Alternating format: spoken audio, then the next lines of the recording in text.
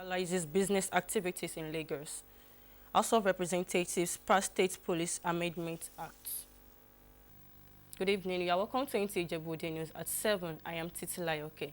Thanks for staying tuned with us. Now the news in details. In a bid to reduce economic hardship occasioned by the removal of fuel subsidy in the country, Senator Otumba Gbenga Daniel, representing Ogun East Senatorial District, has empowered over 2,000 of his constituents in Ijebu local government. Anthony Gandono has the details.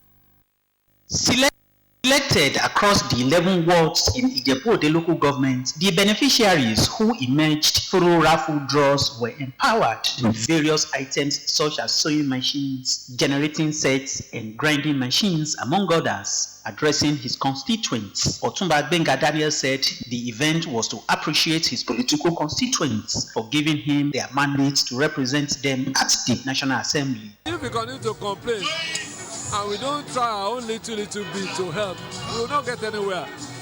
So part of what we are doing is to say, okay, we know that it's a national challenge, but from our own little corner, if everybody in the kind of position I have do this everywhere, a lot of the problem would have gone down.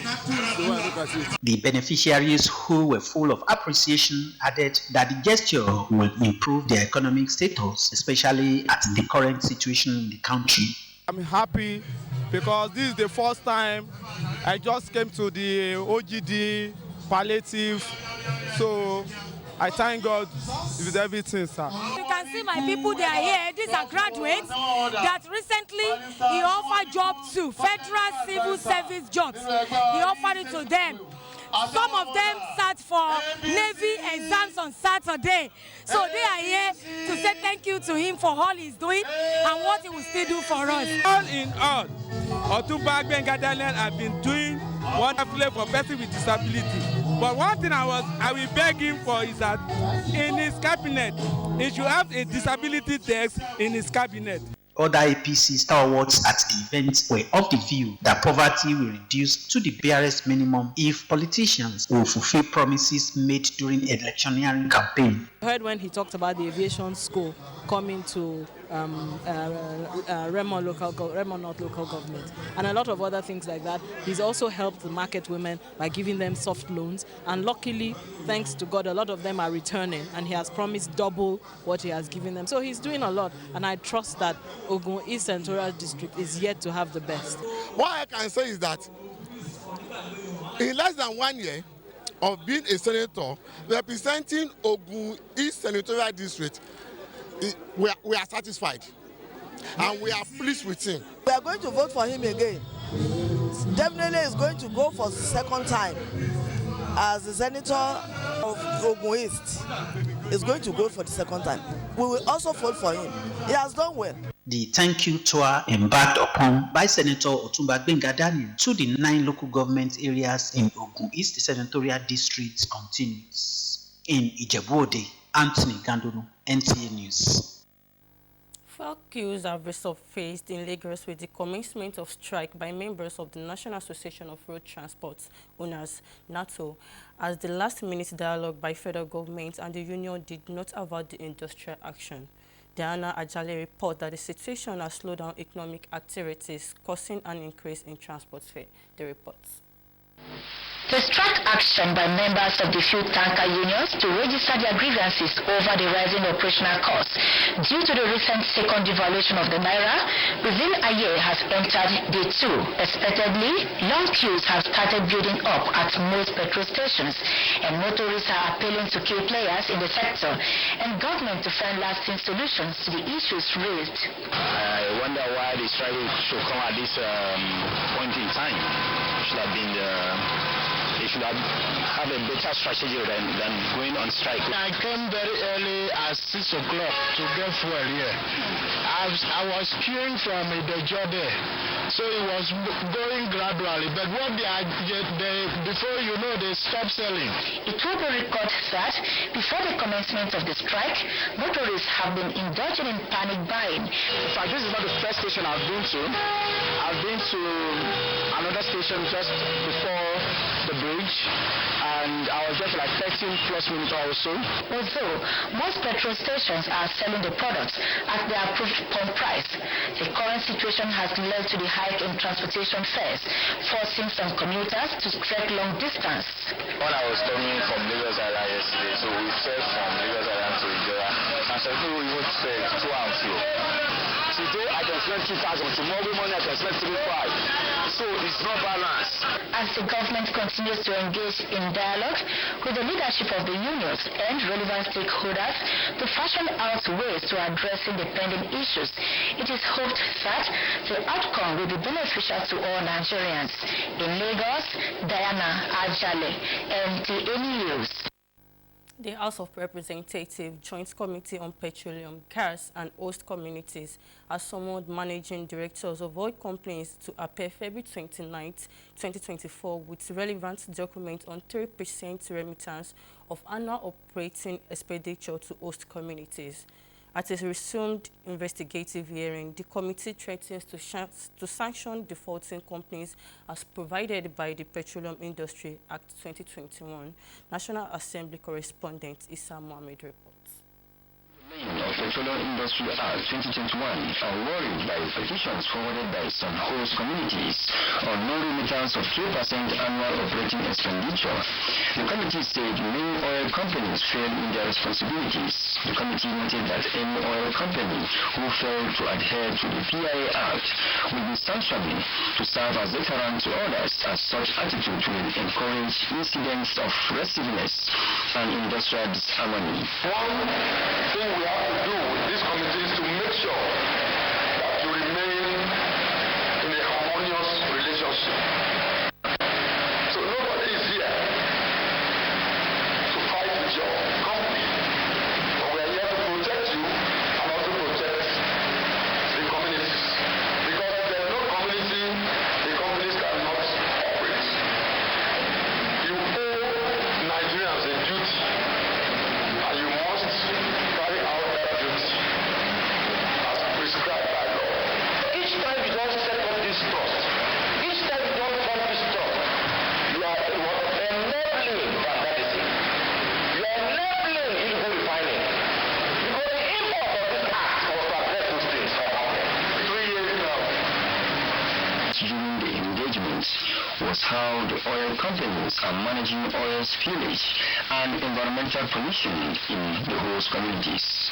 I am making a commitment here that we will work the internal process as they are, hasten it and ensure that funding is made before the end of this week. The representative of some oil companies appealed to the committee for more time to correct their wrongs and commence payments into the funds before their next appearance. From the National Assembly, Issa Muhammad, NTA News. House of Representatives has passed for second reading a bill for an act to alter the provision of the Constitution to provide for the establishment of the state police across the Federation, the reports. Sponsored by Deputy Speaker Benjamin Kalu and 14 other lawmakers, generated intense debate on the floor of the House as lawmakers argued that the urgent need for states of the Federation to have their own police aligns with the principles of federalism and is also a panacea for insistent cases of insecurity in parts of the country. Amending the Constitution to allow the state policing is not only a step towards true federalism, but also an acknowledgement of the diverse security challenges that vary from one state to another. What is happening in Zamfara and the kind of situation they are facing may be different from what is happening in Abia, may be different from what is happening in Kam, and the way to control it also will be different. So I believe we are in need of, let me say, of state police. We need state police. With due respect, honorable distinguished police, let us go beyond our fears. Because this is not the first time that this attempt is made.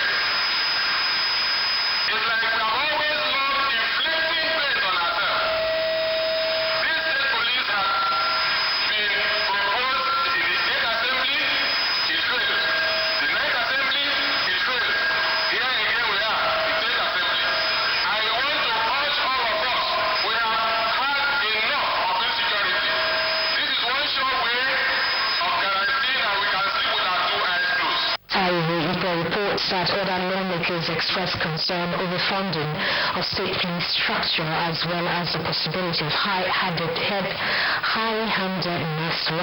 its operations. It's today economically. Let's tell ourselves the truth. Policing is capital intensive. Today, you and I know the influence of ruling parties in states.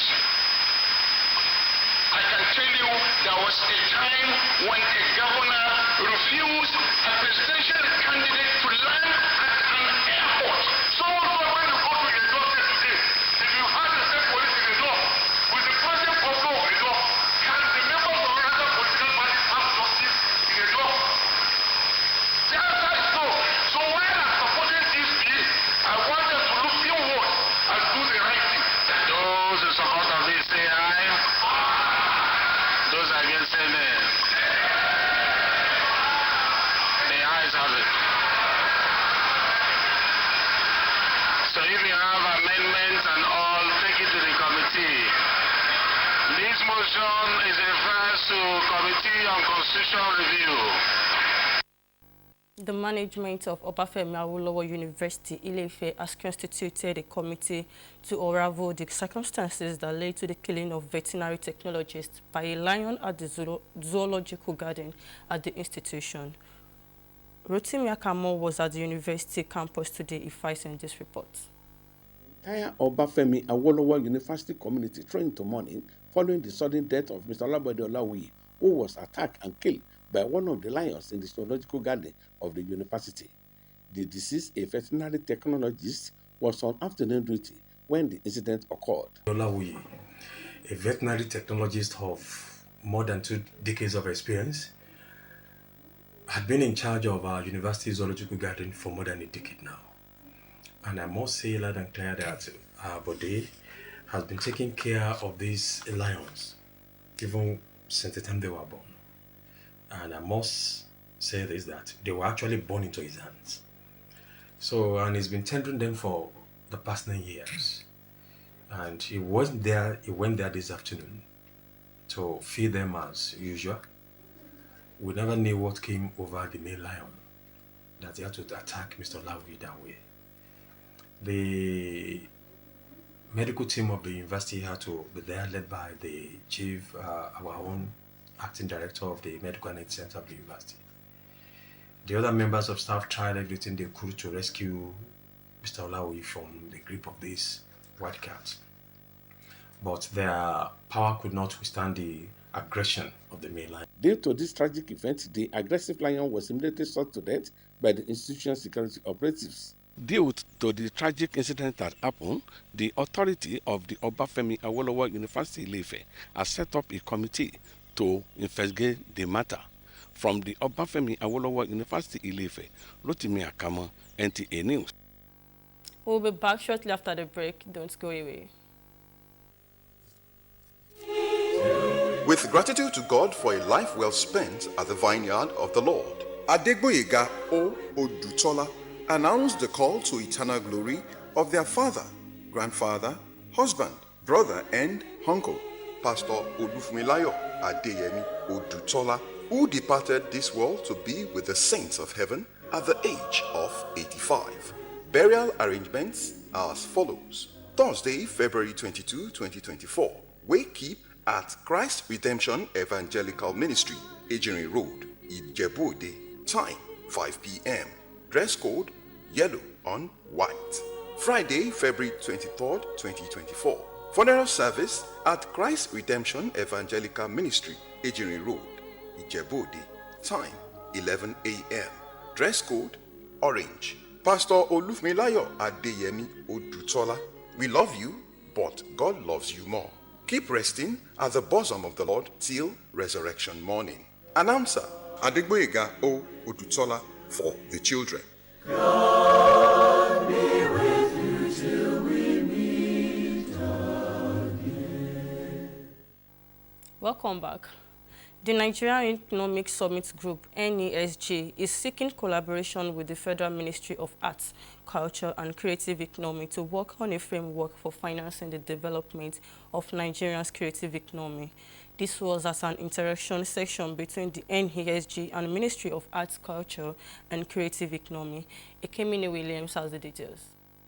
Ikenna Nwosu, the National Economic Summit Group facilitator on tourism, hospitality, entertainment, creative economy and sports, led the team to the Minister of Arts, Culture and Creative Economy, Hajia Hannatu Sawa, at the ministry. He noted that under the New Hope agenda of President Bola Ahmed Tinubu, the creative industry is expected to contribute 100 billion naira to the nation's GDP by 2030. The NESG, he said, will provide technical assistance to the ministry to enable it to attract these funds. Dr. Nwosu added that they are ready to collaborate with the ministry to update the national policy on the creative industry and train staff of the ministry on efficient data collection, among others. But this country doesn't have a national policy on the creative economy. It doesn't have a national policy on culture that is updated. We have a 1988 one. We don't have a national policy to incentivize the sector. The other sectors that became new, like gas, telecoms, when they became new, the government incentivized the sector. Building the initiatives to train the operators in the sector. Yet we have so many of the organizations set up by government who have responsibility for this training that we could partner with. There's MEDA, there's Industrial Training Fund. They are all there. But we need to put up programs that will assist to train operators in this sector. Minister of Arts, Culture and Creative Economy, Hajia Hannatu Musawa, was delighted at the proposal to work with the NESG on capacity building and funds generation. I think everybody in Nigeria knows that they have potential, but I think because it's not been formalized in the past, I think we still need to prove to not just the administration. I think we need to prove that the ecosystem can really bring value back. So it's not just about giving out to the creators. By investing into the creators, it's a way that you can bring that value back into the community that will be able to be distilled all the way down to the very grassroots. So funding for our programs is very key, and I'd love to be able to share a number of these initiatives and programs with you to see where we'll be able to sort of put in the funding from. She was pleased with the potential in the creative economy and called for more collaborations. In Abuja, Ekemini Williams, NTA News. A mandate to produce a regional 30x30 implementation plan which seeks to halt the biodiversity loss and secure effective protection of at least 30% of the ECOWAS region is underway in Abuja. Charles Alpha reports that the delegates from the region are using this strategic meeting to map out an action plan that will end all human-induced extinction of wild species, the report. Countries have played a significant role in securing the adoption of global commitments to expanding protected areas of the planet by 2030 in Target 3 of the Global Biodiversity Framework. The High Ambition Coalition for Nature and People, which member countries joined to advocate for. Now, after the region demonstrated expertise and strength in protecting its natural heritage, it is now marching with intention with concrete action to show the world that it is ready to expand its protected areas and strengthen their effectiveness. That is why this meeting, 30x30 ECOWAS Protected Areas Workshop, is being held in Abuja. Achieving this ambitious task requires transformative actions. We have the invaluable opportunity to learn from different countries about their ongoing efforts, successes, and challenges. Looking back at the negotiations at the London Regional Global Biodiversity Framework, the ECOWAS countries were strong advocates and champions of Target 3. Nigeria's Minister of State for Environment, Isiaq Salako, believes the vision of Nigeria is to ensure that the world truly unites and be more ambitious in its response to the preservation of biodiversity. Our appeal is for an ambitious and urgent global response to the biodiversity crisis and more financial support to ECOWAS. Representatives of member states and partners are planning to ensure no environmentally damaging human activity is allowed into the protected areas. Charles Alpha and And that ends the news for tonight. But before we go, let's take a look at the major stories. National Association of Road Transport Owners strike paralyzes business activities in Lagos. House of Representatives passed State Police Amendment Act. That's all we have for you for tonight. I am Titilayo. Okay, thanks for staying tuned with us. Good night.